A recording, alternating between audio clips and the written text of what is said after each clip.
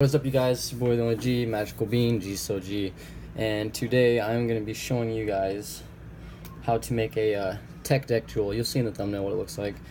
All it is a Techdeck wheels, trucks, the back of them on a Juul. It's pretty trendy. I think it's really cool. You know, I've had a lot of props about it, so I thought I'd show you guys just a quick little tutorial.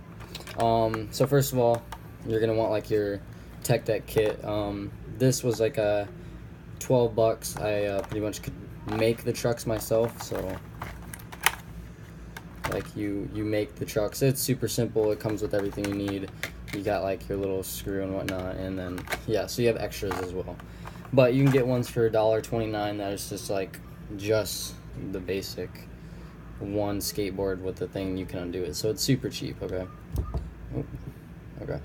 so first of all, you're gonna want to like have a spot on where you're going to want to put your trucks onto your Juul, and you got to remember that the bolt will always face inside. That's just how a skateboard is set up.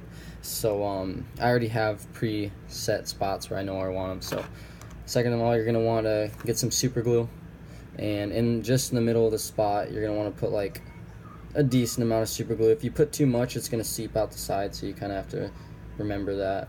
Like, too much is going to make it look pretty not bad, but just not as presentable.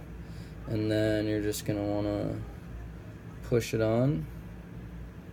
There's one, and then you're gonna want to get the second one.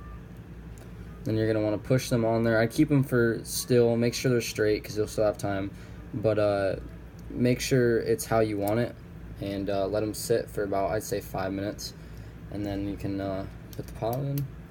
You know, skate around on it. You don't know if you can see it or not, but yeah, it's super cool. I thought I'd show you guys, so hope you enjoy. See ya.